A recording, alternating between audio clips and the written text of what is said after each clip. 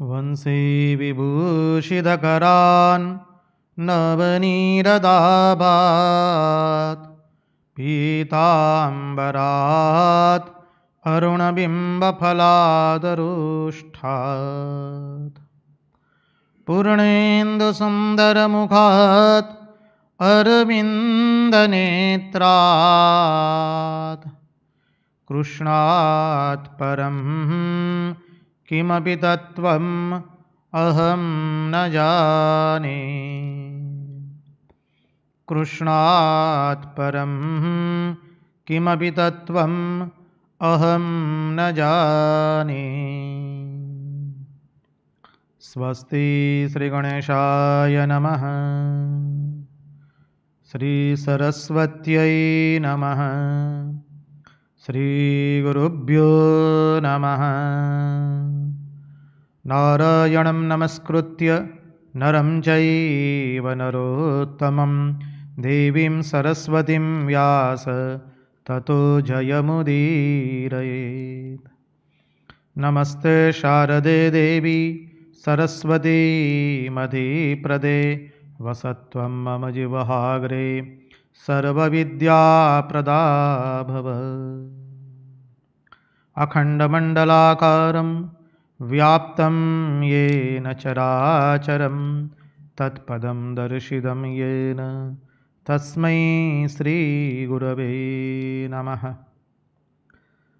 सच्चिदानन्दरूपाय विश्वोत्पत्त्यादिहेतवे तापत्रयविनाशाय श्रीकृष्णाय वयं नुमः। ॐ नमः परमहंसास्वादित चरणकमलचिन्मकरन्दाय भक्तजनमानसनिवासाय श्रीरामचन्द्राय विश्वसर्गविसर्गादि नवलक्षणलक्षितं श्रीकृष्णाख्यं वरं धाम जगद्धाम नमाम तत्। ॐ स्थापकाय च धर्मस्य सर्वधर्मस्वरूपिणे अवतारवरिष्ठाय रामकृष्णाय ते नमः। मुगं करोति वाचालं पङ्गुं लङ्घयते गिरिं यत्कृपात्वमहं वन्दे परमानन्दमाधवम्। कृष्ण कन्हैयालाल की जय, भक्तवत्सल भगवान की जय, वृंदावन विहारी लाल की जय, भागवत भगवान की जय, भागवत भक्त भगवान की जय। ओम नमो भगवते वासुदेवाय। नारायण नारायण नारायण नारायण।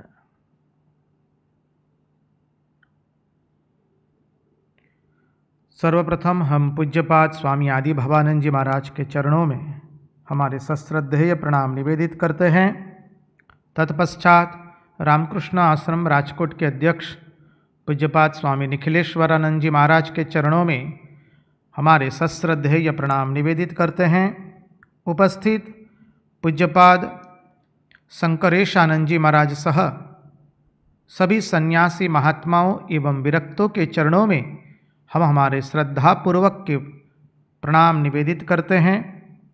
और इस दृश्य श्राव्य माध्यम से जो कोई भी इस भागवत रसामृत का रसपान कर रहा है, उन सब के हृदय में निवासित उस अनंत अखंड अविनाशी परब्रह्म परमात्मा को मुहुर मुहुर वंदन करके आइए भागवत रसामृत में हम अवगाहन करें।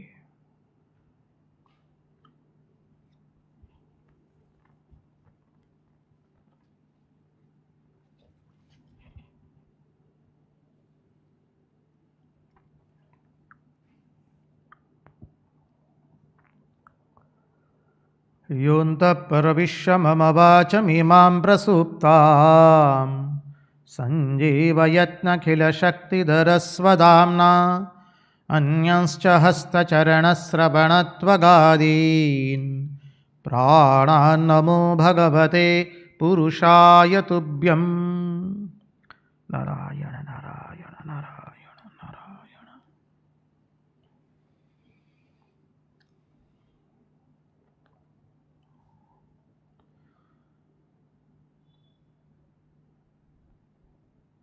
तो आइए हम परमहंस शिरोमणि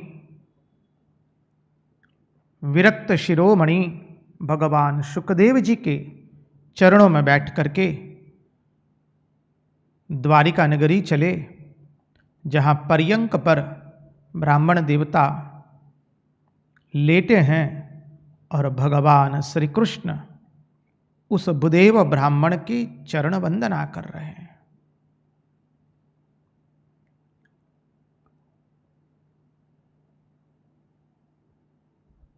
भगवान श्री कृष्ण भूदेव ब्राह्मण के चरण दबा रहे हैं, चरण सेवा कर रहे हैं।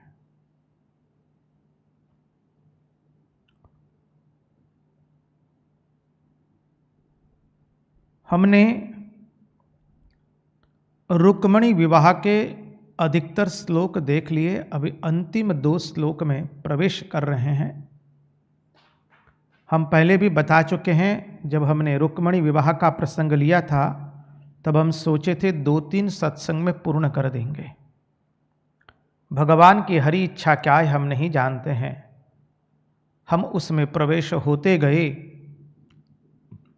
महात्माओं के चिंतन से चिंतन करते गए, और आज देखते देखते सुना है कि 8 या 9 दिन हो चुके हैं। आज चिंता मत कीजिए, आज भगवान का ब्याह माता रुक्मणी से हो जाएगा। अंतिम श्लोक में प्रवेश कर लेंगे आज, और अंतिम श्लोक का अद्भुत महात्म्य भी हमारे सामने उद्घाटित हो जाएगा। अब इस रुक्मणी विवाह का ये जो प्रसंग है उसका विस्तार अधिक नहीं करेंगे।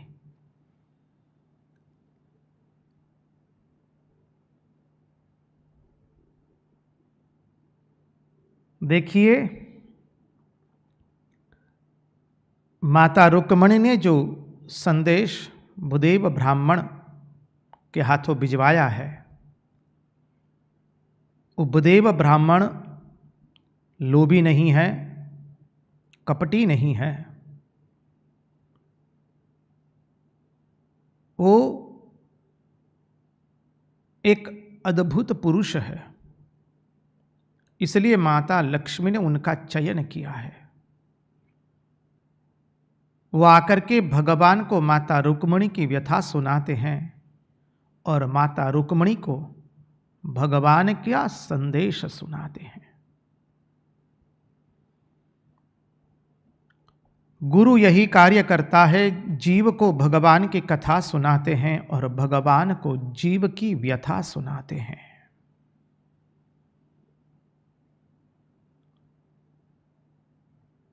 अब आगे के श्लोक में ब्राह्मण देवता कहते हैं, भूदेव ब्राह्मण, सुंदर श्लोक है। अंतःपुरान्तरचरिमनिहत्य बन्धुं स्वामुद्वहे कथमिति प्रवदाम्युपायम्। पुरोवैद्युरस्ति महती कुलदेवी यात्रा, यस्यां बहिर्नववधूर्गिरिजा मुपेयात्।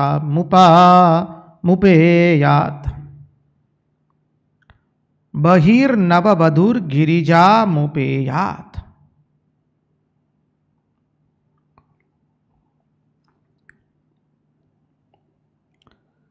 माता रुक्मणी ने कह दिया कि भगवान आप मुझे किस तरह से वर्ण करेंगे, क्योंकि भगवान ने कह दिया आप तो अंतःपुर में रहती है।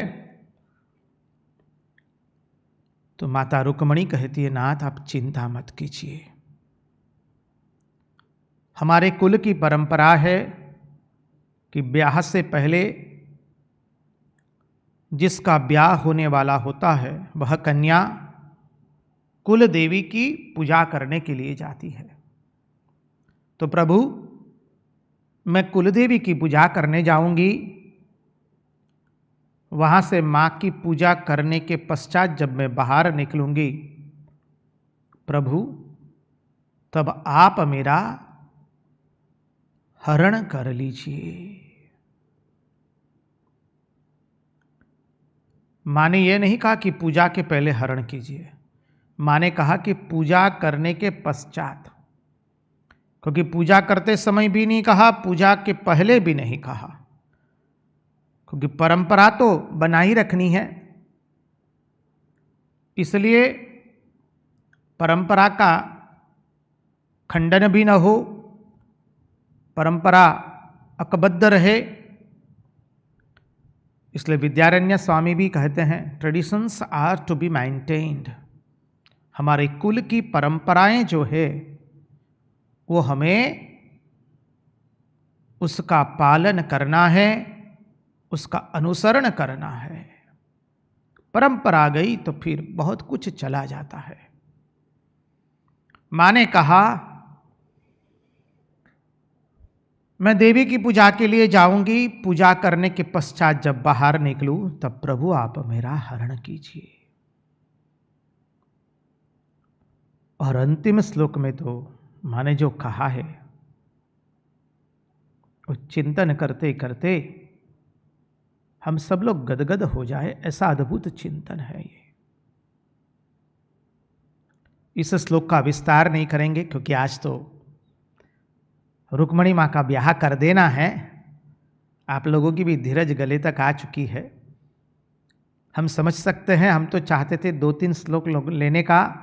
जिज्ञासुओं ने कहा, नहीं महाराज, सभी श्लोक लीजिए। और ये 7 ही श्लोक थे, इसलिए भगवान ने हमसे करवा भी लिया वो। तो आइए इस श्लोक का अधिक चिंतन न करके, जो अंतिम श्लोक अत्यंत महत्वपूर्ण है, उसके चिंतन में प्रवेश करें। श्लोक नंबर 43वां 52वां अध्याय। यस्यांग्रि पंकज रजस्नपनम महांतो, क्या सुंदर कहा है। यस्यांग्रि पंकज रजस्नपनम महांतो वांछन्त्युमापति तिरिवात्मपोपहत्यै। यस्यांग्रि पंकज रजस्नपनम महांतो वांछन्त्युमापतिरिवात्मतमोपहत्यै। यरहाम्बुजाक्ष न लभेय भवत्प्रसादं जय्यामसुन्वृतकृशाञ्छत जन्मभिः स्यात्। यरहम्बुजाक्ष न लभेय भवत्प्रसादं जय्यामसुन्वृतकृशाञ्छत जन्मभिः स्यात्। यस्यांघ्रि पंकज रजस्नपनम महांतो वांछन्त्युमापतिरिवात्म मतमोपहत्यै। यस्य अग्रिम, यस्यांघ्रिम संधि विच्छेद करे। यस्यांघ्रि, यस्य अग्रिम, पंकज रजः स्नपनम महांतः वांछन्ति उमापतिः इव आत्मतमः उपहत्यै। संधि विच्छेद किया। वांछन्त्यमुपापति रिवात्मतमोपहत्यै संधि विच्छेद करेंगे तो वांछन्ति उमापतिः इव आत्मतमः उपहत्यै।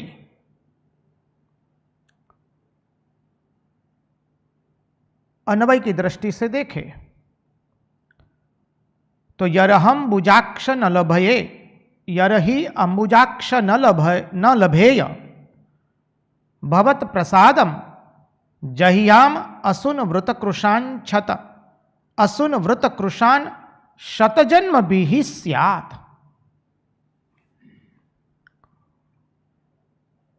माँ कहती है कमल लोचन अंबुजाक्ष, शब्द का अर्थ कमल लोचन। उमापति इवह,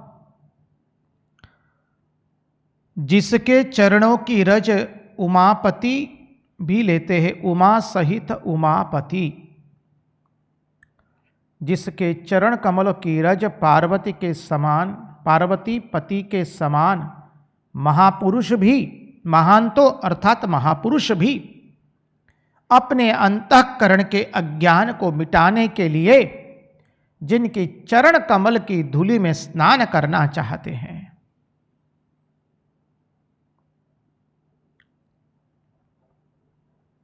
अब देखिए क्या सुंदर भाव प्रकट किया है यहां पर। पूरा श्लोक का अर्थ देखे तो देखिए कमल नयन, जैसे उमापति आत्मशुद्धि के लिए आपके चरणारविंद के रस में स्नान करना चाहते हैं, वैसे यदि आपका प्रसाद मुझे नहीं मिला तो मैं 1 जन्म में नहीं, 10 जन्म में नहीं, 100 जन्म में नहीं, सहस्र सहस्र जन्म में मैं अपने प्राण छोड़ती जाऊंगी और अंत में आपको वरण करके ही रहूंगी। क्या अद्भुत बात कही है मां ने। देखने का प्रयास करें, क्योंकि ये श्लोक तो हम छोड़ करके नहीं जा सकते, कितनी भी आपको जल्दी हो। इस श्लोक का अर्थ शब्द के साथ देखने का प्रयास करेंगे। क्या सुंदर महात्माओं ने अर्थ निकाले एक एक। देखिए महात्मा लोग कहते हैं, महात्मा लोग एवं उमापति मानी पार्वती के समान महापुरुष, पार्वती के पति के समान महापुरुष भी, पार्वती के पति भी और पार्वती के पति के समान महापुरुष भी जिनकी चरण रज में स्नान करना चाहते हैं। अब ये चरण रज में स्नान करना, उसका अर्थ क्या होता है? आप कहेंगे कि स्नान तो भाई जल से होता है, चरण रज से नहीं होता है। तो यहां तात्पर्य समझिए, चरण रज में स्नान करना वल्लभाधीश जी ने भी बहुत सुंदर अर्थ प्रकट किया है, वो भी देखेंगे। अन्य आचार्य ने जो अर्थ प्रकट किया है उसकी ओर भी थोड़ा दृष्टिपात करेंगे हम। अब देखिए, चरण से अधिक चरण रज की महिमा गिनी गई है और हम सब लोग जानते हैं व्रज रज, व्रज रज का अर्थ ही यह है, व्रज रज मानी ब्रह्म ही जहां पर रज बन करके आया है। हमने महारास के समय व्रज रज की महिमा में देखा था। व्रज रज अर्थात जहां ब्रह्म ही स्वयं रज बन करके आ गया है। तो व्रज रज लेना सभी लोग चाहते हैं। हमने देखा था ब्रह्मा जी भी भगवान की स्तुति करते हुए कहते हैं, प्रभु मैं तो गाय बछड़े बन नहीं सकता हूं क्योंकि मैंने गाय बछड़ों का अपराध किया है, उनका अपहरण कर लिया। गोप बालक तो कतई नहीं बन सकता हूं, गोपी और गोपजन भी नहीं बन सकता हूं क्योंकि मैंने उनकी संतानों का अपहरण कर लिया है। प्रभु अब मुझे कोई ब्रह्मा का पद नहीं चाहिए, अब मुझे द्यौलोक भी नहीं चाहिए, कोई कुछ नहीं चाहिए, मैं तो वृंदावन में व्रज रज बनना चाहता हूं। और वेदांत के ज्ञान के निपुण परम ज्ञानी ऐसे हमारे उद्धव जी भी भ्रमर गीत के पश्चात हमने देख लिया, भगवान से कहते हैं, प्रभु हमें अब और कोई आशा नहीं है, हमारी एक ही आशा है कि हमें ब्रजधाम के अंदर में लता पुष्प बना दीजिए, वृक्ष बना दीजिए, ताकि गोप गोपिकाएं व्रज रज में चलती है उनके चरण से जो धूल उड़ेगी वो हम पर गिरेगी, और जब वो धूल हम पर गिरेगी, चरण व्रज रज, उनके चरणों की रज और व्रज रज हम पर गिरेगी, तब हम धन्य धन्य हो जाएंगे। यही हमारी एकमात्र अभिलाषा है। उद्धव जी गए थे 2-3 दिन के लिए, रुक गए पूरे 6 माह। परम ज्ञानी परम प्रेमी बनकर के आए हैं। महात्माओं ने यहां तक कह दिया, अरे ब्रजधाम के अंदर में, श्रीधाम ब्रज में कोई पक्षी बैठा हो और वह यदि उड़े तो उस पक्षी के उड़ने से जो धूल उड़ी है व्रजरज, वो व्रजरज भी हम पर गिर जाए तो हमारा जीवन धन्य हो जाता है। देखिए व्रजरज, रज का अर्थ देखे तो सत्वगुण, रजोगुण, तमोगुण।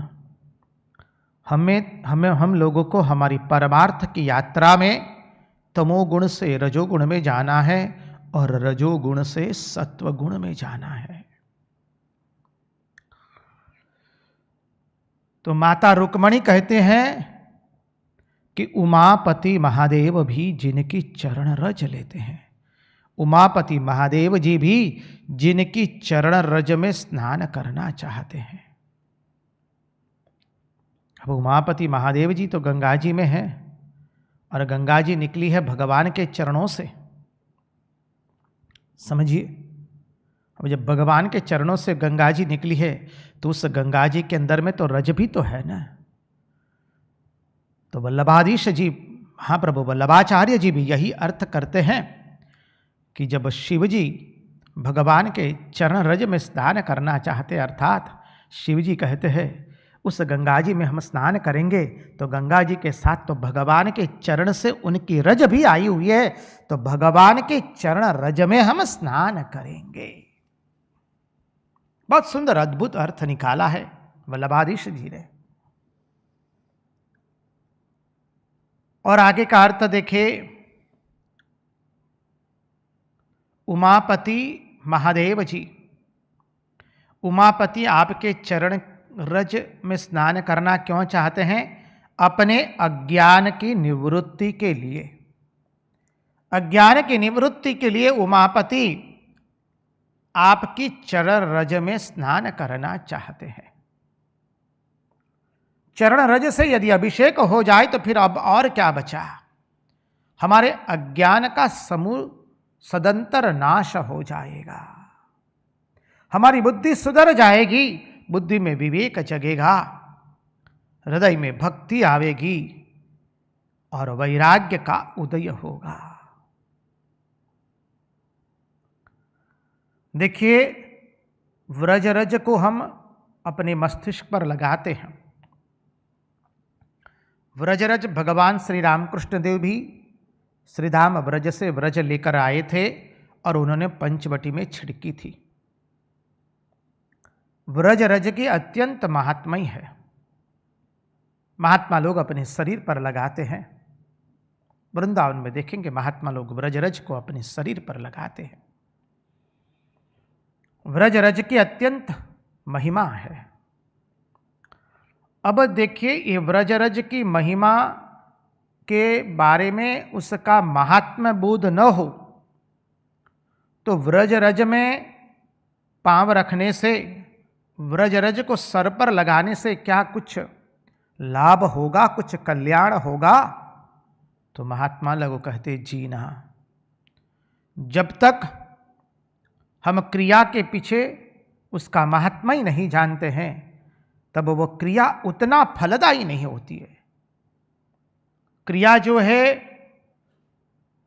वो हमारा कल्याण तो करेगी, लेकिन जब उस क्रिया के पीछे का जो महात्म्य है उसको जानेंगे और तत्पश्चात उस क्रिया का पालन करेंगे तो हमें अधिक लाभ होता है।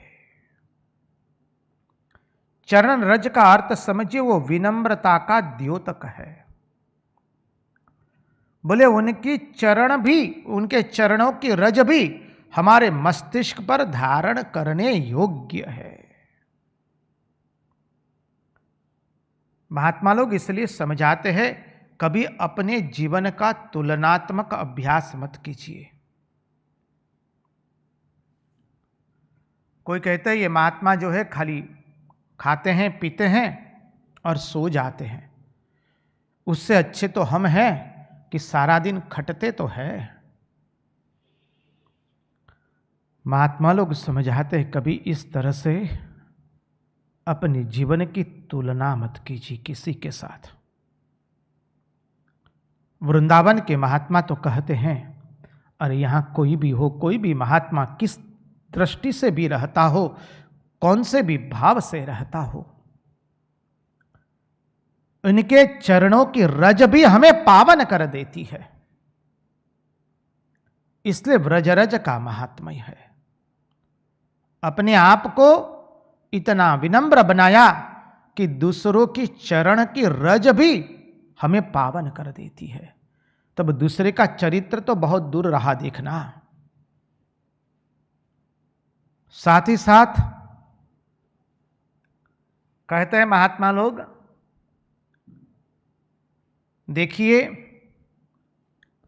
वृंदावन में कोई भी एक वृक्ष को भी पकड़ करके आप रह जाएंगे तो एक वृक्ष भी चिंतामणि से अधिक फल आपको दे देगा, वो भगवान के चरणों में आपको पहुंचा देगा। यहां तक महात्माओं ने कह दिया, वृंदावन के रज की तो महात्मा है ही। अरे वृंदावन के किसी एक वृक्ष को भी पकड़ लिया आपने और उसको पकड़ करके अपने उसकी उपासना करते करते उसको पकड़ लिया तो वृक्ष भी चिंतामणि से कहीं अधिक फल देने वाला है। व्रज रज की यदि ईमानदारी से शरण लेंगे तो वो तो पावन करेगी ही, और किसी भी एक वृक्ष का भी आश्रय ले लेंगे ईमानदारी से तो वो तो चिंतामणि से भी कहीं अधिक हमें फल देती है।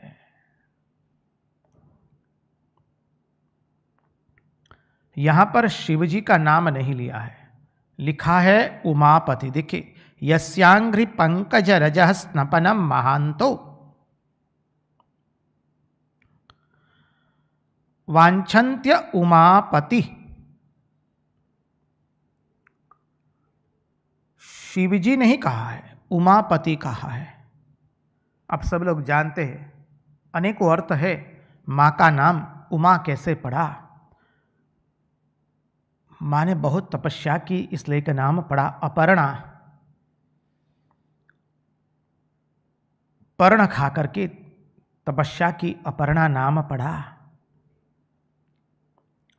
और इतनी तपस्या की कि अपने शरीर को पूर्ण रूप से सुखा दिया।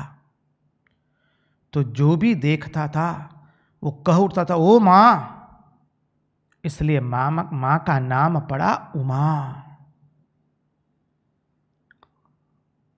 जिनकी तपस्या को देखकर मुंह में से शब्द निकल जाए ओ मां करके, वह है उमा। देखिए, इतनी तपस्या के बाद जब शंकर जी ने उनका स्वीकार किया है, महादेव जी ने इतनी तपस्या करने के बाद शंकर जी ने जिनका पानी ग्रहण किया है, ऐसे भगवान शंकर भी आपकी चरण रज चाहते हैं। भगवान इतनी तपस्या करने के बाद शिव जी ने जिनका पानी ग्रहण किया, वो अपनी भार्या अर्धांगिनी सहित, उमापति का दोनों अर्थ लेना है, शिवजी एवं उमा एवं शिवजी, वो आपके चरणों की रज चाहते हैं। पंकज, पंकज का नाम अर्थात कमल, अंबुजाक्ष उसका नाम भी कमल है। पंकज, पंकजायते इति पंकज, पंकजायते उगे छे कमल पंकमा तदपि देव शीरे चढ़े। गुजराती में सुभाषित जो है, तो पंकजायते इति पंकज, पंक अर्थात कीचड़। अब कीचड़ का बिल्कुल महात्म्य नहीं है, कीचड़ क्या कोई कीमत नहीं गिनी गई है। कीचड़ तो ऐसा है कि एक बार उसमें घुस गए तो फिर धीरे धीरे उसके गर्त में आप घुस जाएंगे, उसमें फंस जाएंगे, वहां से आप बाहर निकल नहीं पाएंगे। तो ऐसे कीचड़ के अंदर में ये कमल खिलता है, निकलता है। देखिए ये कमल जो है सूर्य से विकसित होता है और उस कमल में जल नहीं होने पर वही कमल सूर्य से मुरझा भी जाता है, सूख भी जाता है। तो उसकी वृद्धि और उसका ह्रास सूर्य से ही होता है। कीचड़ पवित्र नहीं है, कीचड़ में तो घुसने से भीतर ही और भीतर घुसते जाएंगे हम।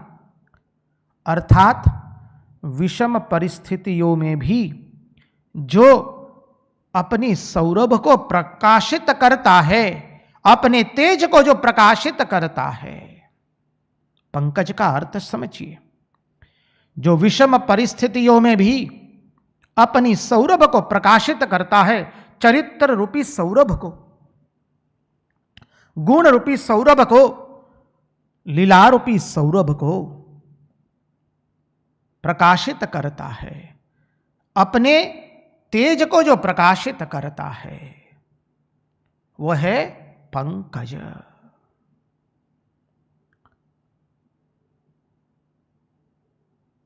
तो जब उमापति अर्थात भगवान शिव एवं उमाता उमा दोनों आपके चरणों की उपासना करते हैं, दोनों आपके चरणों की रज में स्नान करना चाहते हैं, तो रुक्मणी कहती है प्रभु जब ऐसे शिवजी एवं उमा, भगवान शिव एवं भवानी और महान संत लोग, महात्मा लोग भी आपके चरणों की उपासना करना चाहते हैं, तो क्या आपके चरण हमें प्राप्त नहीं होंगे? अब आगे का अर्थ ध्यान से सुनिए। माता रुक्मणी के 5 भाई है, रुक्मी, रुक्मी रथ, रुक्म बाहु, रुक्म केश और रुक्म माली। अब रुक्मी जो है वो विष का प्रतीक है। ये 5 अविद्या है, अविद्या, अस्मिता, राग, द्वेष एवं अभिनिवेश। रुक्मी, रुक्मी रथ, रुक्मी बाहु, रुक्मी केशो एवं रुक्म माली, ये 5 अविद्या है। अविद्या, अस्मिता, राग, द्वेष एवं अभिनिवेश। तो प्रभु मैं 5 तमोगुण से घिरी हुई हूं, माता रुक्मणी कहती है। और जब शिवजी उमा सहित आपके चरणों की धूली चाहते हैं, महात्मा लोग आपके चरणों की धूली चाहते हैं, तो प्रभु मैं तो आपकी अर्धांगिनी हूं, मैंने तो मन से आपको अपना पति मान लिया है पूर्ण रूप से, मैं आपको अपना सर्वस्व अर्पण कर चुकी हूं नाथ। तो फिर क्या मेरा इतना अधिकार नहीं बनता है कि प्रभु मैं आपके चरणों की धूली मेरे मस्तिष्क पर लगाऊं, आपकी चरणों की धूली में स्नान करके मेरे अंजन निरंजन बन जाए। प्रभु आपकी चरण धूलि में स्नान करने से जीव के अंदर में विवेक, वैराग्य सब कुछ आता है। देखिए महात्मा लोग समझ आते हैं, भक्ति जो है वो भगवान की भार्या है और भक्ति बांझ नहीं है और भगवान नपुंसक नहीं है। तो भक्ति जब भगवान से ब्याह करती है तो उनके 2 पुत्र होते हैं, यहां 9 मास तक अपेक्षा नहीं करनी पड़ती है, तुरंत दो पुत्र प्राप्त हो जाते, और वो क्या है? ज्ञान एवं वैराग्य। तो जब जीवन में भक्ति आती है तो ज्ञान वैराग्य अपने आप ही आते हैं। इसलिए माता रुक्मणी कहती है, पुनः पुनः उस पंक्ति का हम चिंतन करें कि जब माता उमा एवं शिवजी आपके चरणों की उपासना करते हैं, आपके चरण रज में स्नान करना चाहते हैं, जिनके पति हैं वे भी जगतपति, जिनके पति उमापति, वो जगतपति के चरण, वो जगतपति आपके चरणों की रज में स्नान करना चाहते हैं। जिनके पति जगतपति है, उमापति, उमा के पति जगतपति है। अरे जिनके जगतपति जिनके पति जगतपति है, वो भी आपके चरणों के रज में स्नान करना चाहती है, तो हे नाथ, मैं तो आपकी पत्नी हूं, तो क्या मैं कभी नहीं चाहूंगी कि मैं प्रभु आपके चरण रज के में स्नान करूं? तो क्या आपकी पत्नी के नाते मेरा इतना अधिकार नहीं बनता है कि मैं आपके चरण धूलि मेरे मस्तिष्क पर लगाऊं? क्या अद्भुत भाव माने प्रकट किया है। बड़े बड़े महात्मा आपकी चरण धूलि लगाते हैं, मस्तिष्क पर आपकी चरण धूलि में स्नान करते हैं, तो प्रभु आपकी अर्धांगिनी के नाते मेरा इतना तो अधिकार अवश्य बनता है कि मैं आपके चरणों की धूलि को मेरे मस्तिष्क पर लगाऊं। मैं आपकी चरण धूलि में स्नान करना चाहती हूं, अर्थात महात्माओं ने बहुत सुंदर अर्थ निकाला है, प्रभु मैं मेरी प्रत्येक इंद्रियों को आपके चरण धूलि में स्नान कराना चाहती हूं। मैं मेरी प्रत्येक इंद्रियों से आपके चरण वंदना करना चाहती हूं। मेरी प्रत्येक इंद्रियों से प्रभु आप अपने चरणों की दासी बना दीजिए। मेरी प्रत्येक इंद्रिय को प्रभु आप अपने चरणों की दासी बना दीजिए। हमारा मन एवं हमारी बुद्धि तो आपका अनुचर बन गया है प्रभु। अब हमारी इंद्रियों को भी आप अपनी अनुचर बना दीजिए, हमारी इंद्रियों को भी आप अपनी सेवा में स्वीकार कर लीजिए।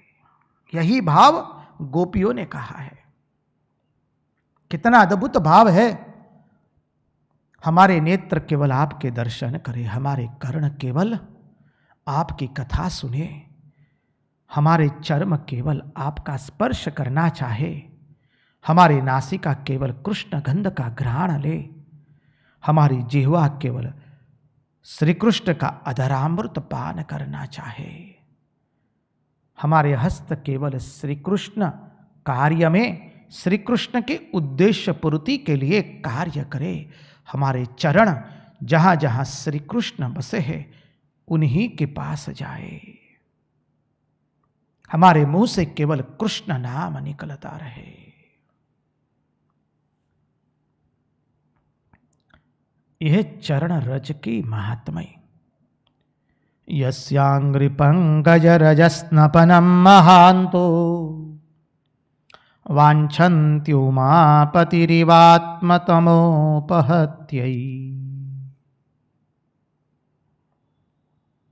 यरहाम्बुजाक्ष न लभेय भवत्प्रसादम्। अंबुजाक्ष अर्थ समझने का प्रयास करें। अंबुजाक्ष कमल के नेत्र है प्रभु, आपके नेत्र कमल के हैं प्रभु। आपके जब अंबुजाक्ष है तो माता रुक्मणी कहती है, प्रभु मेरे नेत्र भी अंबुजाक्ष ही है। कैसे मेरे नेत्र अंबुजाक्ष है?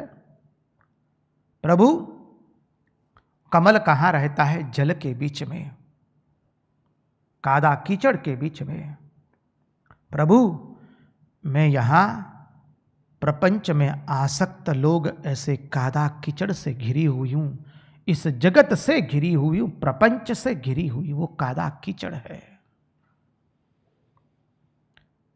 अब उसमें हमारे नेत्र अंबुजाक्ष कैसे है? तो देखिए, कमल जल में होता है और हमारे नेत्रों से भी सतत जल निकल रहा है। कैसे जल निकल रहा है? हमारे नेत्रों से सतत अविरत अश्रु निकल रहे। आपके विरह के अंदर में हमारे नेत्रों से सतत अश्रु बह रहे हैं। इसलिए हे नाथ, हमारे नेत्र भी अंबुजाक्ष है। रुक्मणी मात की जय। क्या अद्भुत अर्थ निकाला है। मां ने कहा कि प्रभु मेरे नेत्र भी अंबुजाक्ष है, क्योंकि मेरे नेत्रों में भी श्री कृष्ण के विरह में मेरे नेत्रों से अविरत अश्रुधारा बह रही है। इसलिए प्रभु मेरे नेत्र भी अंबुजाक्ष है। मेघ ऋतु के अंदर में वर्षा होती है। मेघ ऋतु की वर्षा तो केवल 4 महीनों के लिए होती है। प्रभु मेरे नेत्रों के अंदर में से आपके विरह में जो वर्षा हो रही है अश्रुओं की, वो तो अविरत हो रही है। अंबुजाक्ष का अर्थ समझिए। तो यरहंबुजाक्ष न लभेय भवत् प्रसादम जह्याम सुनवृत कृशांछत जन्म भी स्यात्।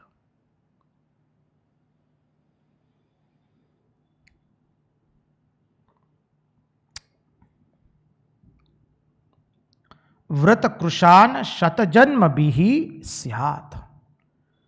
प्रभु हमने हमारा सब भाव आपको अर्पण कर दिया है।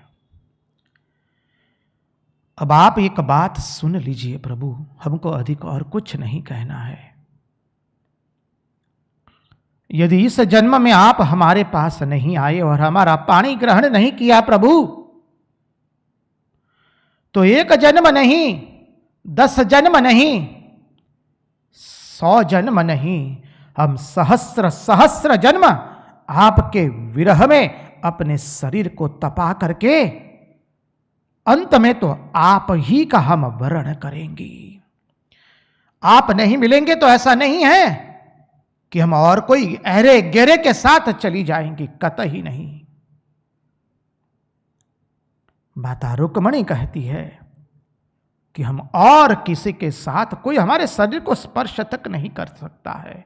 1 नहीं, 10 नहीं, 100 नहीं, सहस्र सहस्र जन्म हम आपके लिए तपस्या करके अपने जीवन को सुखा देंगे और अंत में तो लेकिन आपका ही वर्ण करके रहेंगे।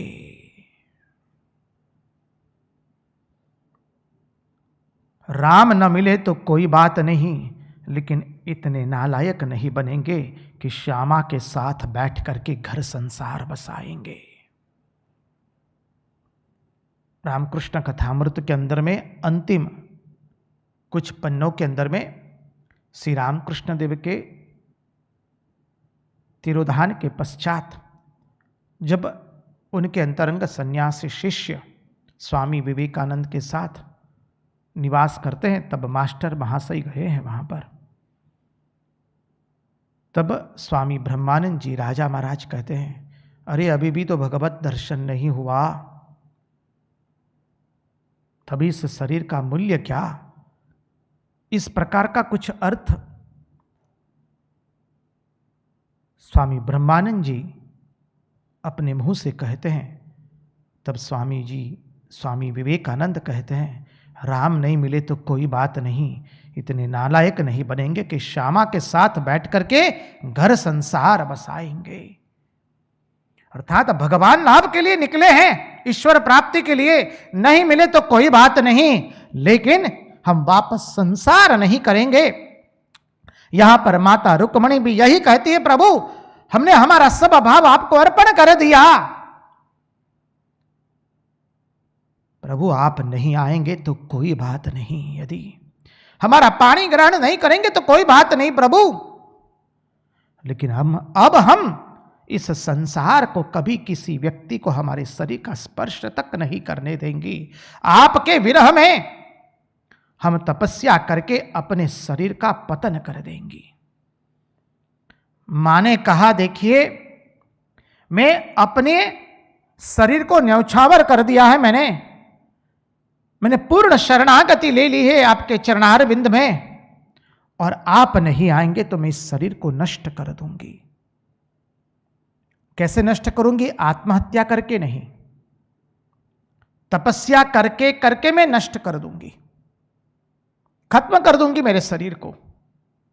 आत्महत्या तो पाप है, और तपस्या करके आपके विरह में इस शरीर को मैं खत्म करूंगी, वो तो साधना है। तो माता रुक्मणी कहती है, प्रभु मैंने मेरा सर्वस्व अर्पण कर दिया, अब फिर भी आप नहीं आते हैं, मेरा पानी ग्रहण नहीं करते हैं, तो प्रभु मैं तपस्या करके करके 1 नहीं 100 नहीं सहस्र जन्म व्यतीत कर दूंगी, लेकिन पानी ग्रहण तो मैं आप ही का करूंगी, आप ही के साथ होगा मेरा पानी ग्रहण, मैं आप ही के साथ ब्याह करूंगी। बुदेव ब्राह्मण ने यह संदेश सुना दिया और भगवान को कहा कि प्रभु अब आपको जैसा उचित लगे आप सोच समझ करके निर्णय करें। भगवान भी यह संदेश सुनते हैं। उस संदेश को आप पत्र के रूप में लेना चाहे तो पत्र, संदेश के रूप में लेना चाहे तो संदेश। अब भगवान ब्राह्मण देवता को भी जैसे दुल्हा अपनी बात करता है, वर अपने मन की बात करता है, वैसे श्री कृष्ण भी ब्राह्मण देवता को कहते हैं, जानते हैं उनके लक्षण देख करके मुझे भी उनसे ब्याह करने की इच्छा हो है, मैं भी उन्हीं से ब्याह करना चाहता हूं। उनके रूप गुण सौंदर्य शील को देख करके, उनके भाव को देख करके, उनके इस संदेश को सुन करके,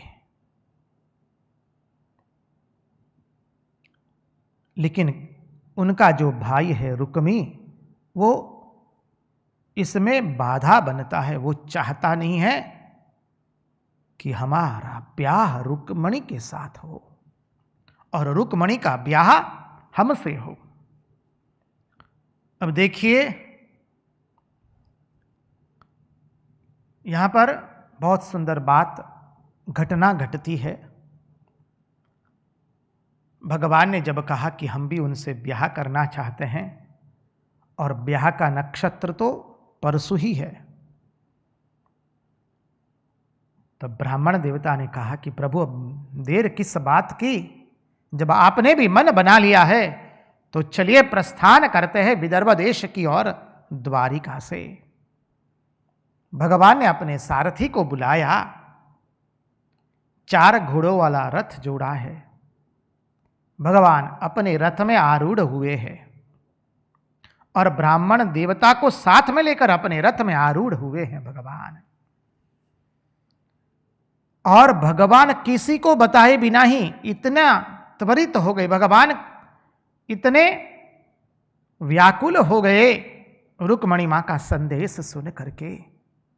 यही तो गुरु करते हैं, गुरु जीव का संदेश भगवान को सुनाते हैं और तत्पश्चात भगवान को लेकर के जीव के पास आते हैं।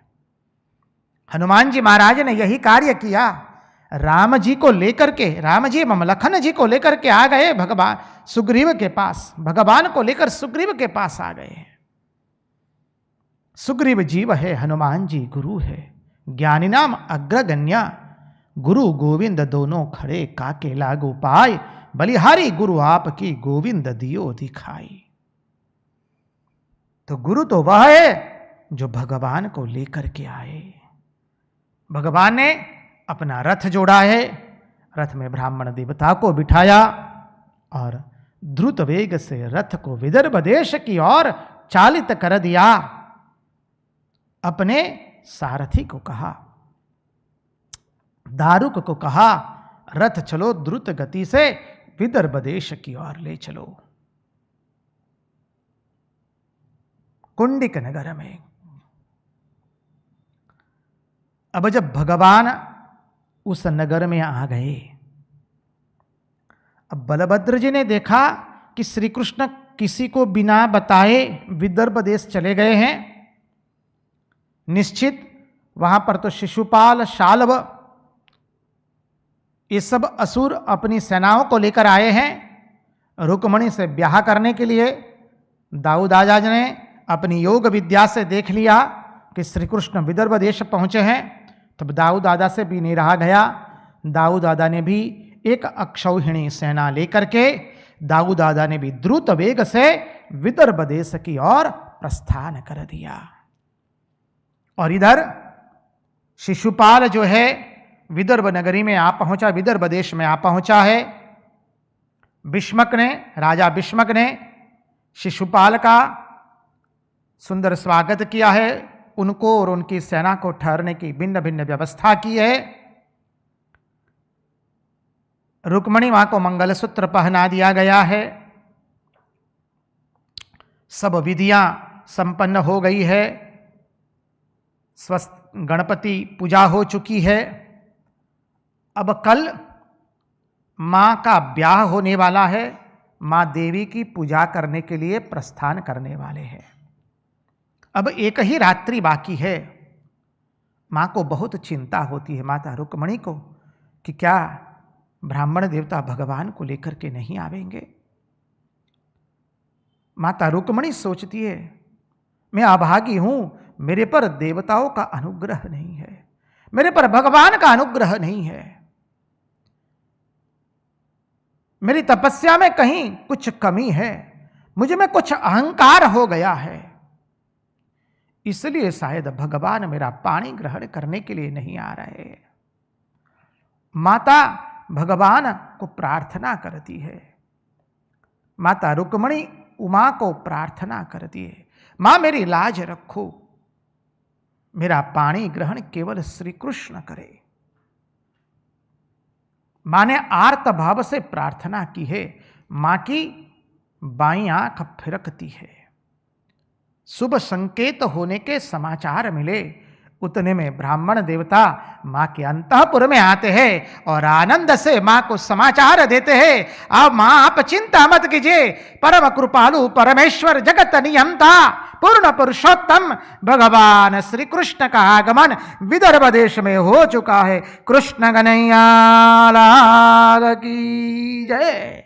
मां गदगद हो गई है। ब्राह्मण देवता को मां पुनः पुनः वंदन करती है। मां की आंखों से 14 अश्रु निकलते हैं। ब्राह्मण देवता को वंदन किए, ब्राह्मण देवता विदाई लेते हैं। मां को कहते, मां पूर्व नियोजित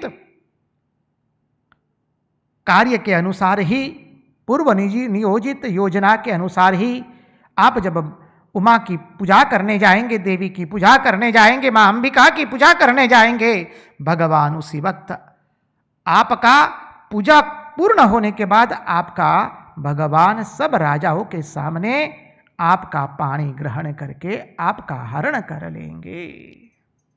बहुत सुंदर आगे प्रसंग आने वाला है। उसके पहले हम एक भजन का रसास्वादन ले, तत्पश्चात आगे के प्रसंग में प्रवेश करेंगे। ठीक जी प्रसंग।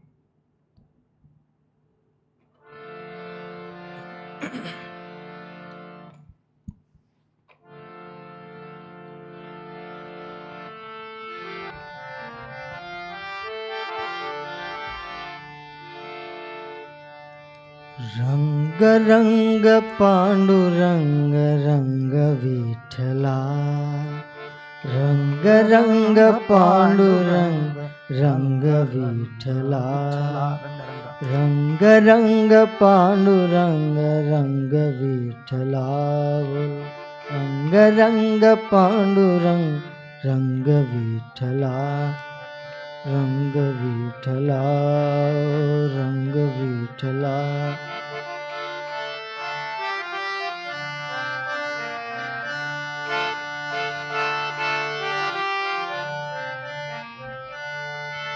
रुक्ष्मणी समेता पंढरीनाथा रुक्ष्मणी समेता पंढरीनाथ रुक्ष्मणी समेता पंढरीनाथ रुक्ष्मणी समेता पंढरीनाथ पंढरीनाथ पंढरीनाथ रुक्ष्मणी समेता पंढरीनाथ रुक्ष्मणी समेता पंढरीनाथ रंग रंग विठला भक्ति रंग विठला रंग रंग विठ्ठला भक्ती रंग विठ्ठला रंग रंग विठला भक्ति रंग विठला रंग रंग विठ्ठला भक्ती रंग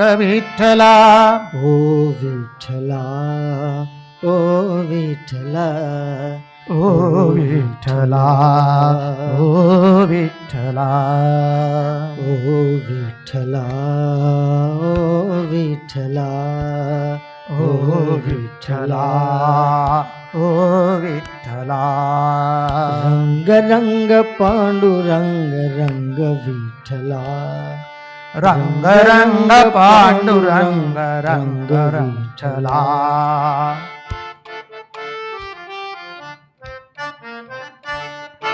रंग रंग पांडुरंग रंग विठला बोलो रंग रंग पांडुरंग रंग रंग विठ्ठला रंग विठला ओ रंग विठ्ठला विठला हो रंग विठ्ठला रुक्ष्मणी समेता पंढरीनाथा रुक्ष्मणी समेता पंढरीनाथ रुक्ष्मणी समेता पंढरीनाथ रुक्ष्मणी समेता पंढरीनाथ पंढरीनाथ पंढरीनाथ रुक्ष्मणी समेता पंढरीनाथ रुक्ष्मणी समेता पंढरीनाथ पंढरीनाथ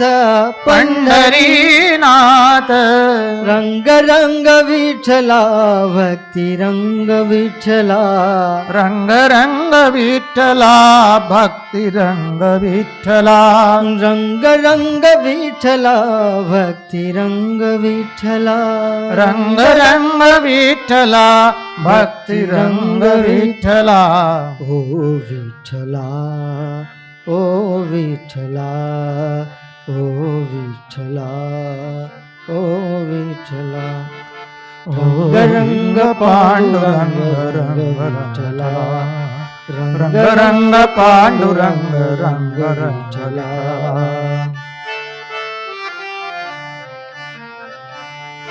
रंग रंग पांडुरंग रंग विठला रंग रंग पांडुरंग रंग विठ्ठला रुक्ष्मणी समेता पंढरीनाथ रुक्ष्मणी समेता पंढरीनाथ रुक्ष्मणी समेता पंढरीनाथ रुक्ष्मणी समेता पंढरीनाथ पंढरीनाथ पंढरीनाथ रंग रंग विठला भक्ति रंग विठला रंग रंग विठ्ठला भक्ती रंग विठ्ठला रंग रंग विठला भक्ति रंग विठला रंग रंग विठ्ठला भक्ती रंग विठ्ठला ओ विठला ओ विठला ओ विठ्ठला ओ विठ्ठला ओ विठला ओ विठला ओ विठ्ठला ओ विठ्ठला कृष्ण कन्हैया लाल की जय कृष्ण कन्हैया लाल की जय।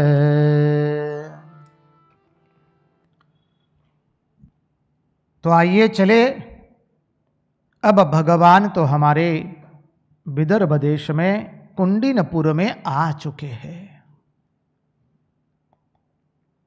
विदर्भ देश की राजधानी है कुंडिनपुर। भगवान कुंडिनपुर में आ पहुंचे हैं।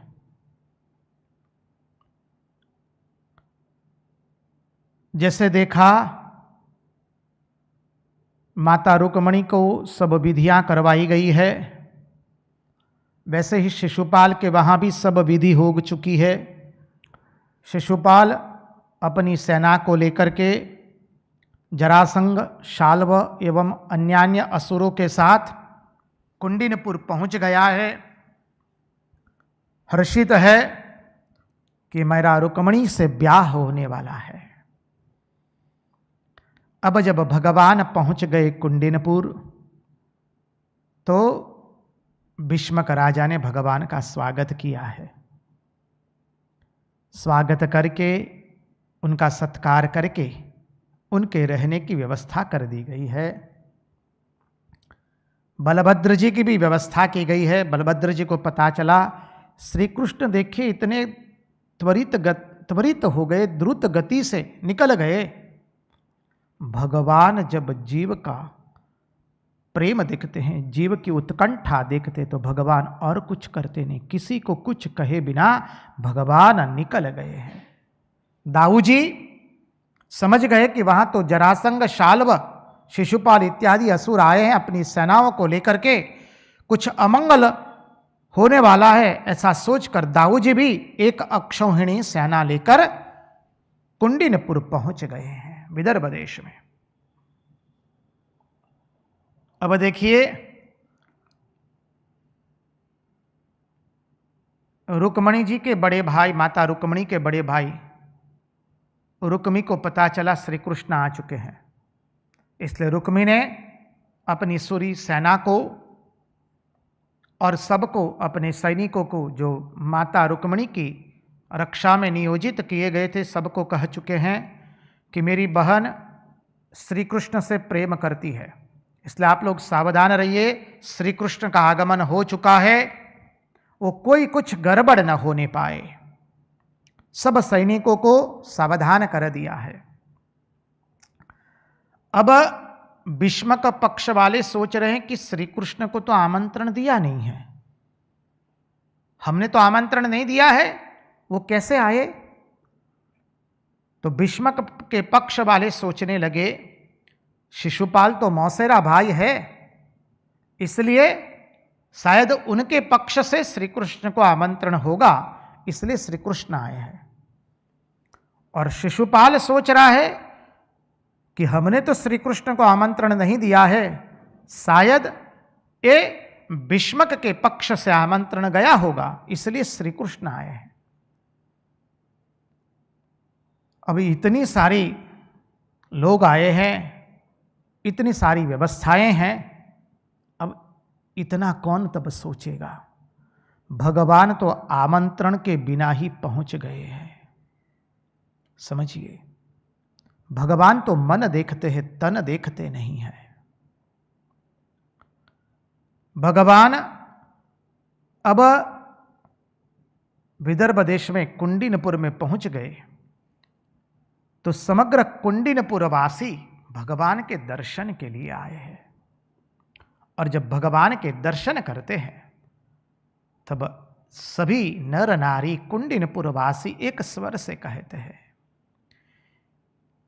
हमारी रुक्मणी जी इन्हीं की पत्नी होने योग्य है, हमारी रुक्मणी जी इन्हीं की पत्नी होनी चाहिए। ये अनवद्यात्मा ही रुक्मणी के लिए समुचित पति है, शब्द प्रयोग किया गया है। ये अनवद्यात्मा ही रुक्मणी के लिए समुचित पति है। अब देखिए इधर द्वारिकावासियों की अवस्था देखिए जरा। द्वारिकावासी भी बहुत चिंतित थे, क्योंकि श्री कृष्ण उनकी अनेक बाधाओं से, विपत्तियों से उनकी रक्षा करते हैं। द्वारिकावासियों में भी चिंता लगी है। अब जो हमारा रक्षक होता है, हमारा प्रेमी होता है, उनके प्रति तो चिंता रहती ही है। द्वारिकावासी चिंता कर रहे थे, हमारे श्री कृष्ण का ब्याह कैसे होगा, क्योंकि जितने राजा लोग थे अधिकांश सब राजाएं श्री कृष्ण के विरोधी हो चुके थे, श्री कृष्ण के दुश्मन हो चुके थे, क्योंकि सब असुरों से मिले हुए थे और भगवान ने सबको परास्त किया था। जरासंध तो शक्तिशाली राजा था उस वक्त, और शक्तिशाली जो राजा होता है उसी के आश्रय में अन्य छोटे राजा भी उन्हीं के आश्रय में हो जाते हैं। तो वैसे ही सब राजा लोग श्री कृष्ण के दुश्मन बन चुके थे। द्वारिकावासी सोच रहे थे कौन ऐसा राजा होगा जो हमारे श्री कृष्ण को उनकी कन्या देगा। सब लोग द्वारिकावासी मां देवी की स्तुति कर रहे थे, प्रार्थना कर रहे थे कि हमारे श्री कृष्ण का ब्याह हो जाए। समझिए, यहां पर कुंडिनपुर में चले आइए। अभी कुंडिनपुर के वासी जब भगवान को देखते हैं श्री कृष्ण को, तो उन्होंने कह दिया ये अनवद्यात्मा ही रुक्मणी के लिए समुचित पति है। अब आप प्रसंग को याद कीजिए। रामचरितमानस में आता है, श्री राम जब जनकपुर पहुंचे तो वहां के लोगों ने प्रार्थना की है, हे विधाता, हे भगवान, हे परम कृपालु परमात्मा, यदि हमारा धर्म पुण्य हो, हमने यदि कुछ धर्म किया हो, हमने यदि कुछ पुण्य कर्म किया हो, तो उसके फलस्वरूप हमारी जानकी जी का ब्याह इस श्री राम से होना चाहिए। हमारी जानकी जी का ब्याह श्री राम से होना चाहिए। इसी तरह आज इस कुंडिनपुर के वासी भगवान को प्रार्थना करते हैं, शिव जी को प्रार्थना करते हैं, मां अंबिका को प्रार्थना करते हैं और कहते हैं, हे भवानी, हे देवादिदेव महादेव, यदि हम कुंडिनपुर वासियों ने यदि कोई शुभ कर्म किया हो, कोई धर्म का अनुष्ठान किया हो, कोई पुण्य कर्म किया हो, तो हमारे रुक्मणी जी का ब्याह इस श्री कृष्ण से ही होना चाहिए। विदर्भवासी कहते, भगवान हमारे ऊपर अनुग्रह करो जिसे इस अच्युत का ब्याह हमारी श्री रुक्मणी जी के साथ हो जाए। अब देखिए, लग्न का शुभ प्रसंग आया है, शुभ दिन आया। प्रातः काल मां भोर में उठ करके अपने सखियों को लेकर के अब मां अंबिका देवी पार्वती की पूजा करने के लिए प्रस्थान करने वाली है। आगे पीछे महान बलशाली सैनिक है, मां अपने सखियों के साथ है। उनके कुल की परंपरा है कि लग्न के पहले कुल देवी का दर्शन करना होता है, कुल देवी की पूजा करनी होती है। मां अपने सखियों और योद्धाओं के साथ, बलशाली सैनिकों के साथ देवी का पूजन करने के लिए देवी के वहां मंदिर में जाती है। इधर शिशुपाल को पता चला है कि श्री कृष्ण का आगमन हो चुका है। वो जरासंध के पास जाता है और कहता है, देखो वो ग्वाला आ चुका है, मुझे बहुत भय लग रहा है। यहां तक वर्णन आ गया, शिशुपाल कहता है कि मेरी बाईं आंख फड़क रही है, कुछ अघटित तो हो सकता है, मुझे शुकन अच्छे नहीं हो रहे हैं, मुझे भय लग रहा है, क्योंकि वो कब क्या करेगा वो किसी को मालूम नहीं है। बात तो सही है, हमारा कन्हैया तो करतुम अकर्तुम अन्यथा करतुम सर्वसमर्थ जो ठहरा। शिशुपाल जब जरासंध को अपना भय निवेदित करता है, जरासंध ने कहा, क्या तुम क्या समझते हो, हम क्या बारात में बाराती बन करके यहां पर आए हैं क्या? केवल हम भी अपनी चतुरंगी सेना को लेकर आए हैं, हम यहां केवल बाराती बन करके नहीं आए इस ब्याह में भाग लेने के लिए। तुम निश्चिंत रहो, तुम्हें मालूम है ना, श्री कृष्ण मेरे भय से ग्रस्त होकर के मथुरा छोड़ करके भागा है।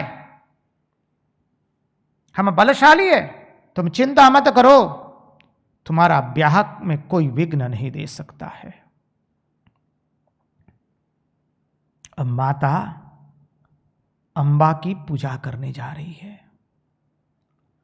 रुक्मणी मां ने मौन ले लिया है। उस दिन सैनिक रक्षा कर रहे हैं, रुक्मणी जी मंत्र पढ़ती है। बहुत सुंदर मंत्र का अर्थ है। नमस्ते त्वाम्बिके मिक्षणम स्वसंतानयुताम शिवाम, अर्थात हे अंबिका, हे मां, मैं गणेश एवं शिवजी के साथ आपको वंदन करती हूं, आपको नमस्कार करती हूं। अब जो आधा श्लोक ये बोलती है, जो वृद्ध माताएं हैं, ब्राह्मण लोग हैं, देव लोग हैं, वो मां को श्लोक बुलवाते। मां इतना श्लोक तो बोलती है। नमस्ते त्वाम्बिके मिक्षणम स्वसंतान युताम शिवाम, मां ने इस श्लोक का उच्चारण किया। अब आधा श्लोक मां क्या बोलती है सुनिए। आधा मंत्र मां अपने भीतर में ही पढ़ती है। भूयात् पति में भवा भगवान कृष्णस्तदनुमोदता, भूयात् पति में भगवान कृष्णस्तदनुमोदताम, मेरे पति श्री कृष्ण ही है और कोई नहीं है। भूयात् पति में भगवान कृष्णस्तदनुमोदताम, मां ने स्तुति की है। मां अंबिका की बहुत स्तुति की है। आज मां कहती, मां मेरी परीक्षा का दिन आया है, मां मैंने तुम्हारी शरण ली है। मां भगवान श्री कृष्ण का ही स्मरण करके मां अंबिका को उद्देश्य करके प्रार्थना कर रही है। प्रभु अब तो मेरी नौका पार लगा दीजिए। मां गदगद होकर के मां अंबिका की स्तुति करती है। मां ने अंबिका की पूजा पूर्ण की है।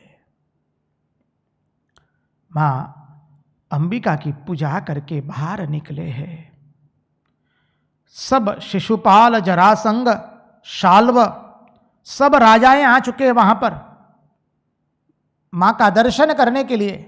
अब ये सब कामी राजाएं रुक्मणी का दर्शन करने के लिए आए थे। अब मां चाहती नहीं है कि एक कामी राजाओं की नजर मेरी तरफ जाए, इसलिए जब मां मंदिर में से पूजा करके बाहर निकलती है, मां ने अपना तेज प्रकट किया है। अद्भुत। मां के तेज से सब अंजित हो चुके हैं। मां का सौंदर्य देख करके सब ऐसे अंजित हो चुके, सबके मुंह से आह निकल गया। अरे आह क्या निकला है। जो सैनिक घोड़े पर सवार थे, हाथी पर सवार थे, योद्धा लोग, वो सब हाथी और घोड़े पर से टप टप करके नीचे गिरने लगे। सब राजाओं के आंख के अंदर में ज्योति ने प्रवेश कर लिया, उनकी आंखें अंज गई। क्या हुआ, कुछ हुआ, किसी को कुछ पता नहीं चला है।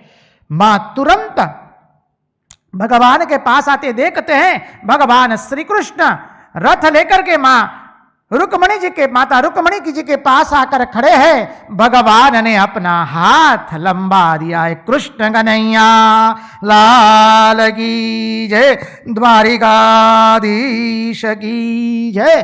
भगवान ने अपना हाथ हस्त बढ़ाया है। भगवान कहते हो जीव, मैं पहले अपना हस्त बढ़ाता हूं, अब तुम अपना हस्त बढ़ा दो। मां ने जब भगवान का दर्शन किया, मां गदगदित हो गई है। मां ने लज्जा से अपना मस्तिष्क झुका दिया है। हजारों जन्म से जैसे ब्रह्म संबंध विच्छेद हुआ था, आज वो ब्रह्म संबंध पुनः स्थापित होने जा रहा है। जन्मों जन्मांतर से माता लक्ष्मी देवी भगवान नारायण की रही है। नमामि नारायण पाद पंकजम, करोमि नारायण पूजनम सदा। वदामि नारायण नाम निर्मलम स्मरामि नारायण तत्वमव्ययम्। भगवान ने अपना हाथ लंबाया, रुक्मणी माँ ने भगवान का हाथ पकड़ लिया। बोलो द्वारिकाधीश की जय। माँ का पानी ग्रहण हो गया, माँ की अनंत अभिलाषा पूर्ण हुई। देवताओं ने जैसे पुष्प वृष्टि की है। नादे दुंदुभी नादे बजने लगी। माँ ने भगवान का हाथ पकड़ लिया।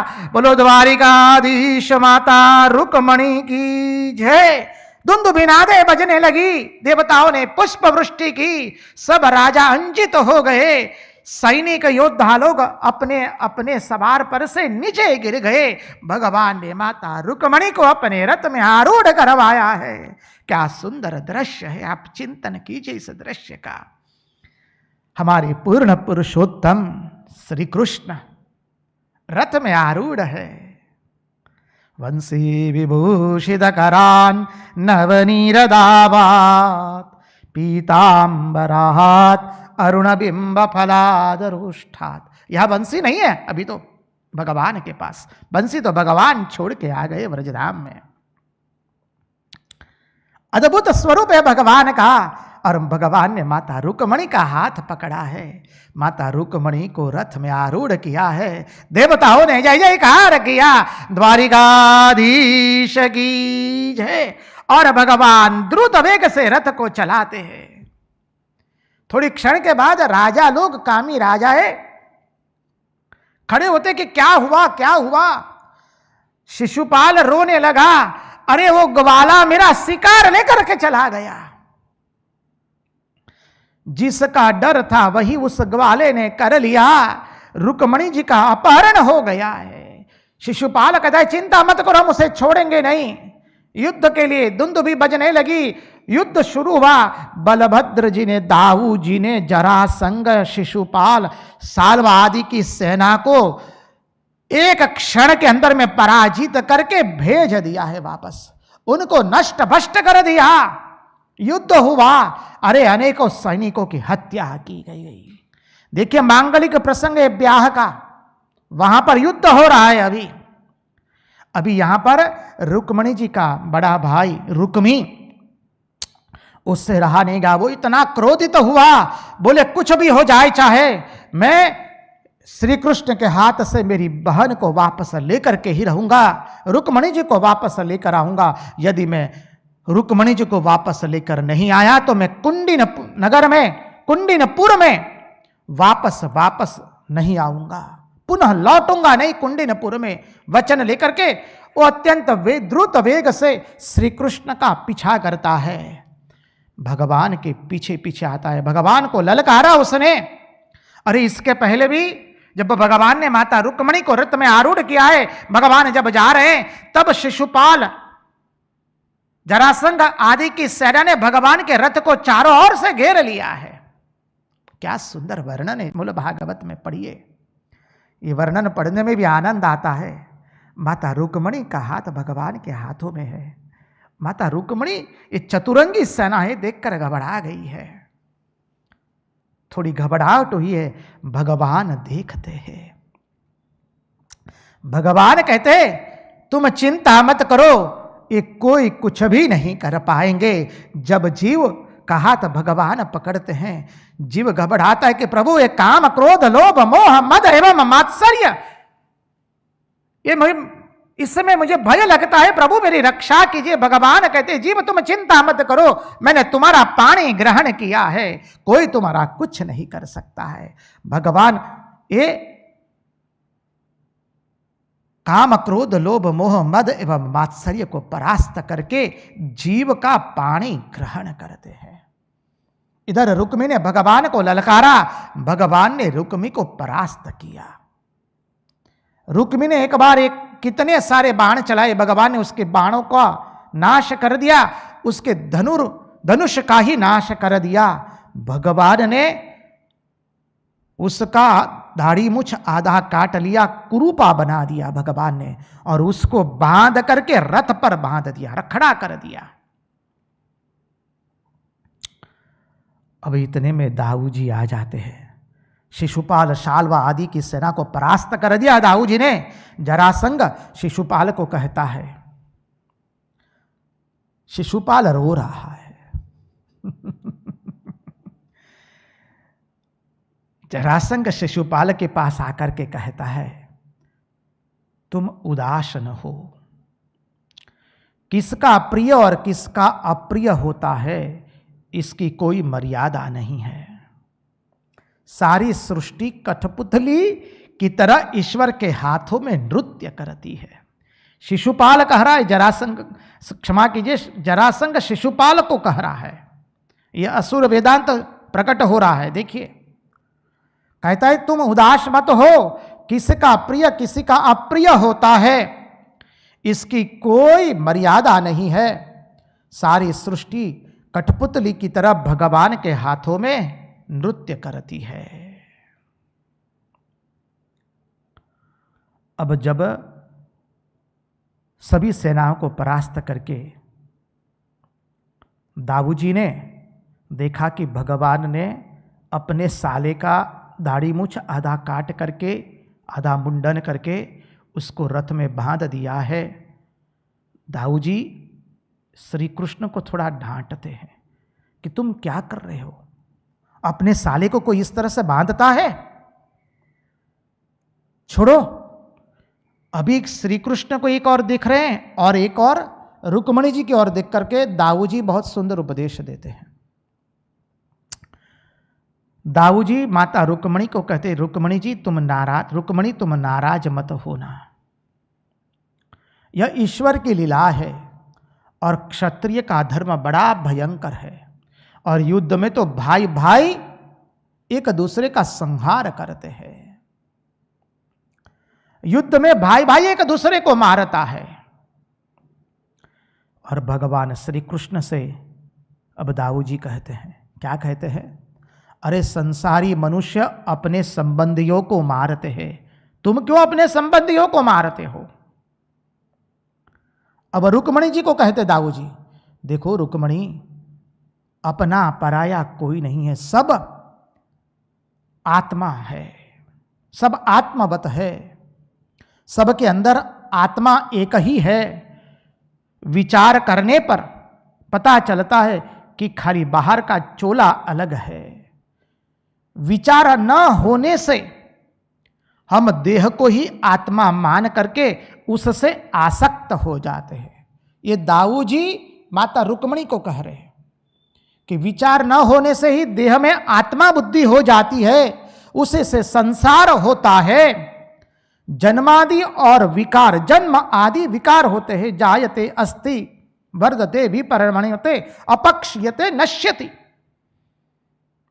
विचार न होने से हम देह को ही आत्मा मान बैठते हैं और उसमें जन्मादि विकार उत्पन्न होते हैं। आत्मा के अंदर में ये कोई विकार नहीं है। रुक्मी को छोड़ दिया। अब रुक्मी का ऐसा अपमान हुआ। रुक्मी ने तो कहा था मैं कुंडिनपुर पुनः लौटूंगा नहीं, तो उसने कुंडिनपुर तो वो लौटा नहीं, उसने भोजकट नाम के नगर का निर्माण किया और वहीं पर वह रहने लगा। दाऊजी माता रुक्मणी जी को लेकर के द्वारिका के अंदर में पधारे हैं और सब द्वारिका वासियों ने भगवान श्री कृष्ण एवं रुक्मणी जी का भव्य स्वागत किया है। कृष्ण कन्हैया लाल की जय। अब समझिए, समुद्र जो है वो भीष्मक है। थोड़ा तत्वार्थ देख लेते हैं, बाकी का तत्वार्थ कल देखेंगे। समुद्र भीष्मक है, उसकी पुत्री लक्ष्मी है और रुक्मी उसका बड़ा भाई विष है। रुक्मी एवं रुक्मणी, अब रुक्मणी का भाई रुक्मी है। रुक्मणी और श्री कृष्ण के ब्याह में रुक्मी ही विष बनता है। अब माता रुक्मणी का ब्याह भगवान ने केवल राक्षस विधि से नहीं किया है, 3 विधि से ब्याह हुआ है। 3 प्रकार से माता रुक्मणी का श्री कृष्ण के साथ ब्याह हुआ है। पहले जब पत्र लिखा या संदेश भेजा भूदेव ब्राह्मण के हाथों, प्रेम संदेश भेजा, तो वो गंधर्व विवाह हुआ, गंधर्व विधि से प्रेम संदेश भेजा। तत्पश्चात दूसरा अपहरण करके द्वारा श्री कृष्ण एवं रुक्मिणी का विवाह हुआ, वो राक्षस विधि से हुआ। और तीसरा विधि विधान के द्वारा शास्त्रीय रीति से हुआ है श्री कृष्ण एवं माता रुक्मिणी का विवाह। विवाह में एकांगी प्रेम नहीं चलता है, परस्पर प्रेम होना चाहिए। श्री कृष्ण के लिए जैसे माता रुक्मिणी व्याकुल है, वैसे ही श्री कृष्ण माता रुक्मिणी के लिए व्याकुल है। अरे यहां तक भागवत में कह दिया कि श्री कृष्ण को नींद भी नहीं आती है माता रुक्मिणी के विरह में। आगे का प्रसंग, माता रुक्मिणी और भगवान की 8 पटरानियां होती है। भगवान के कुल 16,108 पटरानियां हैं, रानियां हैं।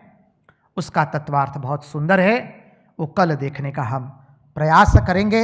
आज उन्हीं की वाणी उन्हीं के चरणों में समर्पित करते हुए, भगवान के चरणों में प्रार्थना करते हुए कि प्रभु हमारे मन की मति गति और रति आपके चरणों में रत रहे, इसी प्रार्थना के साथ कृष्ण कन्हैया लाल की जय, भक्तवत्सल भगवान की जय, वृंदावन बिहारी लाल की जय, भागवत भगवान की जय, सब संतन की जय, सब भक्तन की जय।